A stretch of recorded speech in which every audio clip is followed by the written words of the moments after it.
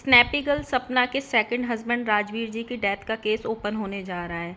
जो गुत्थी आज तक कभी सुलझी ही नहीं, या ये कह सकते हैं कभी किसी ने जानना ही नहीं चाहा, इस गुत्थी को कभी सुलझवाने की कोशिश ही नहीं करी, अब उस पर इन्वेस्टिगेशन फिर से बैठने जा रही है। So hello guys, Radhe Radhe, जय श्री कृष्णा। स्वागत है एक और नए वीडियो में। इस वीडियो में हम बात करने वाले हैं स्नैपी गर्ल सपना की। स्नैपी गर्ल सपना के सेकंड हस्बैंड जो राजवीर जी हैं, उनका जो डेथ हुआ था, उसका जो केस है वो सपना रीओपन कराने जा रही है। उस पर इन्वेस्टिगेशन बिठाने जा रही है कि कैसे उनकी डेथ हुई थी, क्योंकि पहले भी इन्वेस्टिगेशन की जब बात हुई थी उसको रोक दिया गया था, और वो रोका गया था ससुराल वालों के द्वारा।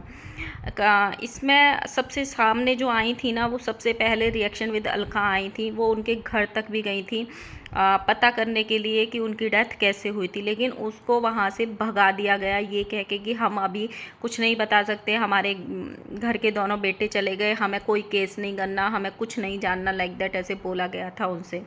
लेकिन अब उसके बाद तभी से अब तक सपना पे तरह तरह के टाइम पे इल्ज़ाम लगे, उसको इस तरीके से परेशान किया गया। कभी उस पर करेक्टर लेस होने का इल्ज़ाम, कभी उस पर उसको घर से निकाल दिया गया। अभी उस पर फिर से एक 15 साल की लड़की ये इल्ज़ाम लगा रही है, जिसको उसने बेटी माना, कि मुंह खोल दिया तो सती सावित्री की जो इमेज बनी हुई है वो सारी ख़राब हो जाएगी। तो इस तरीके के इल्ज़ाम, मतलब उसको घर छोड़ के गई, वो जायदाद छोड़ के गई, प्रॉपर्टी छोड़ के गई, पैसा छोड़ के गई, अपना हक छोड़ के गई, लेकिन फिर भी उसको सीधे शांति से नहीं बैठे दिया जा रहा है। क्यों? ऐसा क्या चाहिए उस पे? उससे ऐसा क्या चाहिए लोगों को? मतलब अगर यहाँ तक भी बोला जा रहा है, उसने लास्ट वीडियो में ये तक बोल दिया अपने लिए कि क्या मैं मर जाऊँ, क्या मैं खुद को ख़त्म कर लूँ, क्या मैं अपनी बच्चियों को मार दूँ। यहाँ तक भी ये हो रहा है कि उसकी बच्चियाँ सेफ़ नहीं हैं, खुद वो लड़की सेफ़ नहीं है। क्या पैसा, प्रॉपर्टी और ये सब इतना ज़्यादा मायने रखता है? और ये करवा कौन रहा है? तो ये सारी बातें खुलेंगी जब केस ओपन होगा, तो सब कुछ ओपन होगा। सो अभी ना 2-3 घंटे पहले एक उनकी जो 15 साल की छोटी सी मासूम लड़की है उस घर की, जो अपनी बुआ के यहाँ पे रहती है, उसका एक वीडियो आया, 1 मिनट का करीब है, 1 मिनट का भी नहीं था, छोटा सा, जिसमें उसने बोला है कि कोर्ट में केस, ये सारी चीज़ें जा चुकी हैं, इसलिए पुलिस ने और कोर्ट ने मुझे मना किया है कि मैं अब ना तो कुछ बात कर सकती हूँ, ना किसी के बारे में बात कर सकती हूँ। अब बस हम सिर्फ डेली ब्लॉगिंग करेंगे। क्यों? अब बदनाम नहीं करना भाभी को, अब नहीं बताना वो कैसे मुंह खोलोगे तो जो सती सावित्री वाली इमेज उसने बनाई थी वो ख़राब नहीं करनी आपको। करो भाई, अभी क्या हो गया? पुलिस ही तो है, वो सब तो आप हैंडल कर ही लोगे, क्योंकि आप लोग तो गलत हो ही नहीं, राइट? 15 साल की लड़की के पास एक इतना बड़ा दिमाग होता है, बताओ। या फिर ये कह लो कि 15 साल की लड़की इतने मोह में पड़ी हुई है कि वो कुछ भी कर बैठने को तैयार है, कुछ भी।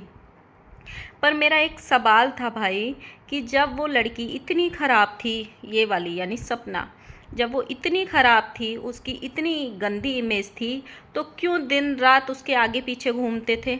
वो तो पहले से ही ख़राब थी ना, क्यों दिन रात उसके आगे पीछे घूमती थी? क्यों उनके कमरे में पड़ी रहती थी? क्यों उसके आंसू पहुँचती थी?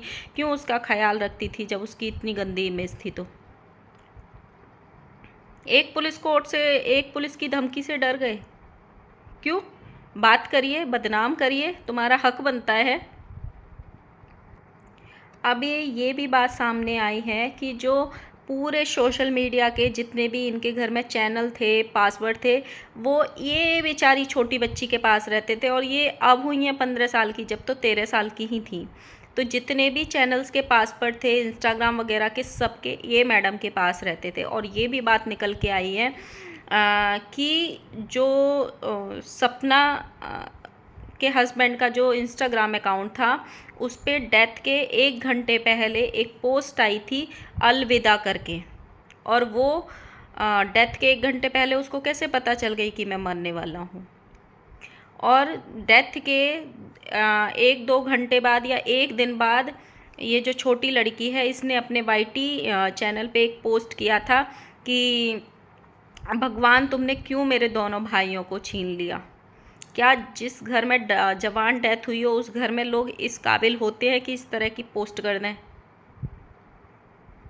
अभी आप पुराने ब्लॉग देखोगे ना उनके, तो शायद आप लोगों को भी समझ में आएगी। बहुत पहले मैंने एक ब्लॉग देखा था जब उनकी डेथ हुई थी। उस लड़की को इतना मजबूर कर दिया गया था, ये बोल दिया गया था पब्लिसिटी स्टंट है, फेम कमाने के लिए पति की डेथ का नाटक कर रही है, इस तरीके की बहुत बातें उड़ी थी।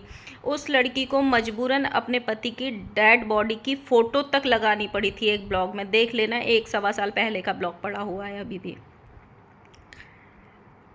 और उसमें उसी के आसपास एक ब्लॉग में एक कॉल रिकॉर्डिंग लगाई थी जिसमें ये बात कर रही थी 13 साल की छोटी बच्ची, जिसमें ये अपने भाई को ये पूछ रही थी कि भैया आप कहाँ पे हो, किस रास्ते से आओगे।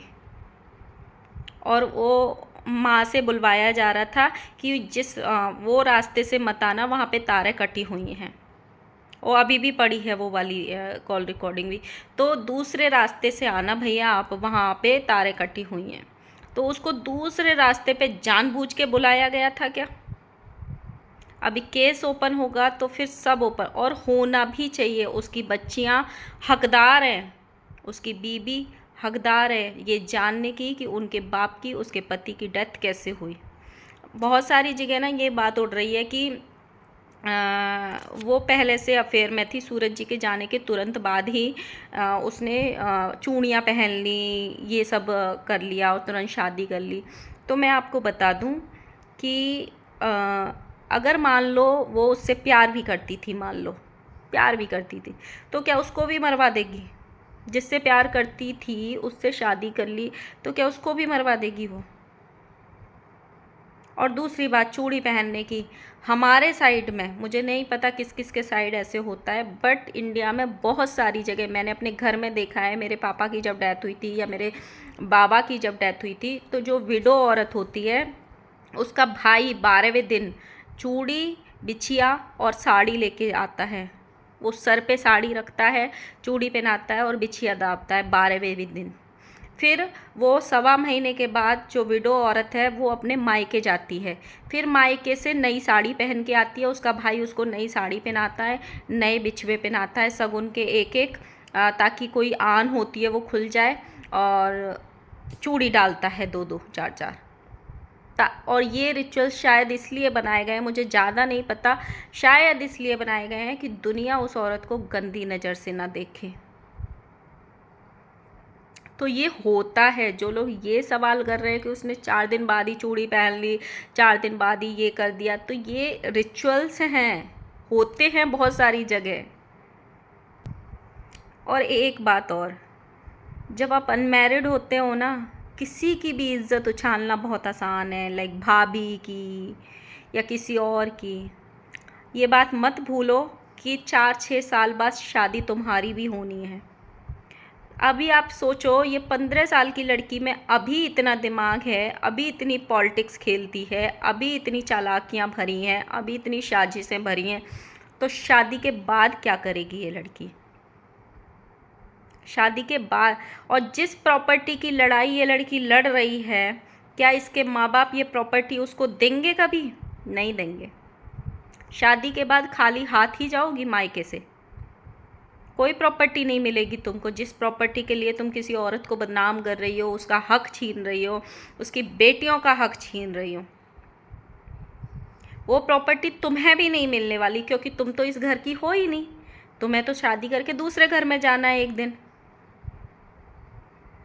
तो अभी ये सोचो कि जब अभी 15 साल में ये हाल है, तो 22, 23, 25 साल की होके इसका दिमाग कितना तेज बनेगा? क्या करेगी ये? और क्या ये सोशल मीडिया पे रहते हैं ये लोग, पब्लिक फेस हैं ये लोग, क्या ऐसी लड़की की जल्दी से कोई परिवार एक्सेप्ट करेगा? क्योंकि सब कुछ तो सोशल मीडिया पे रखा है, क्या हो रहा है, क्या नहीं हो रहा है, क्यों हो रहा है, क्यों नहीं हो रहा है, सब कुछ तो ये मैडम बोल देती हैं हर तीसरे दिन। मैंने अलका जी का एक ब्लॉग देखा था सुबह सुबह, जिसमें उन्होंने ये कहा था कि ये केस जो है ओपन होने जा रहा है और इसमें एक बहुत बड़े यूट्यूबर का भी साथ मिलने वाला है। वो बात करने वाली हैं। अब देखते हैं कौन यूट्यूबर साथ मिलने वाला है। ये लखनीत ब्लॉगर हैं क्योंकि ये सपना को अपनी बहन मानते हैं, या कोई और है, इसकी बात ये तो अभी थोड़े टाइम बाद ही पता चलेगा। आजकल में सपना की कोई वीडियो भी आने वाली है जिसमें ये केस को लेकर वो बात भी करने वाली है। सो देखते हैं क्या बात होती है आगे। इन लोगों के घर में प्रॉपर्टी की लड़ाई हो रही है, पैसे की लड़ाई हो रही है, घरों की लड़ाई हो रही है, ज़मीन जायदाद की लड़ाई हो रही है, यहाँ तक कि वाईटी के चैनल्स की भी लड़ाई हो रही है। लेकिन लड़ाई नहीं हो रही है तो अपने बेटे की मौत का सच जानने की लड़ाई नहीं हो रही है। जब इनका एक कोई बड़ा चैनल द रॉट करके चला गया था तो सपना के जो ससुर हैं वो पुलिस में कंप्लेन करके आए थे। ये कह रहे थे उनके पास है, वो कह रहे थे इनके पास है, वो पुलिस कंप्लेन करके आए थे। लेकिन जब बेटे की मौत हुई थी तो हुई हाई कंप्लेन को भी रोक दिया गया था कि हमें कोई जानकारी नहीं करनी है, हमें कोई सच नहीं जानना है। क्यों क्यों नहीं जानना है? मामा, पड़ोसी, सब लोग इस घर में फ़ायदा उठा रहे हैं, सब लोग। और मतलब एक औरत को परेशान करने के लिए पूरा रिश्तेदारी एक हुई पड़ी है, यहाँ तक कि पड़ोसी। मैंने पहली बार अपनी ज़िंदगी में कोई ऐसा केस देख रही हूँ या कोई ऐसी कंट्रोवर्सी देख रही हूँ जिसमें पड़ोसी बराबर से इन्वॉल्व हो रहे हैं। मैंने आज तक कोई घर ऐसा नहीं देखा जहाँ पड़ोसी डिसीजन लेते हैं, जहाँ पड़ोसियों को घर की सारी बातें पता होती हैं, जहाँ पड़ोसी दूसरे की घर की बहू पे एलिगेशंस लगाते हैं और घर वाले उसको अप्रूव भी करते हैं। मैंने पहली बार ऐसा घर देखा है। जब सब कुछ चीज़ें ख़त्म हो चुकी हैं तो भाई क्यों अपने पैर पे कुल्हाड़ी मार रहे हो? क्योंकि केस ओपन होगा तो फंसोगे तो तुम लोग भी, सब फंसेंगे। और फंसने भी चाहिए क्योंकि जिसने बुरा किया है उसका सच सामने आना भी चाहिए। और अब सपना को डरना नहीं चाहिए, चाहे दुनिया में कोई आ जाए, क्योंकि अब उसके पास उसकी बेटियों के अलावा खोने के लिए कुछ नहीं है, कुछ भी नहीं है। सिर्फ उसके पास अगर कुछ है खोने के लिए तो उसकी सिर्फ 2 बेटियां हैं जो उसकी जान हैं। उसके अलावा उसके पास इज्जत इन लोगों ने ले ली, पैसा इन लोगों ने ले ली, ज़मीन जायदाद उसको हिस्सा नहीं दिया, तो कुछ है ही नहीं खोने के लिए। अब तो वो कमा रही है और खा रही है और बेटियों को पाल रही है, लेकिन इन लोगों से वो शांति भी नहीं देखी जा रही। तो अब जब केस ओपन होगा तो आप लोग भी मज़ा चखना। इंतज़ार करते हैं सपना की वीडियो का और फिर लेके आएंगे अपनी नई वीडियो। तब तक के लिए बाय बाय। अगर मेरी वीडियो अच्छी लगे तो प्लीज़ गाइज़ लाइक करना, कमेंट करना एंड सब्सक्राइब भी कर देना। Bye bye.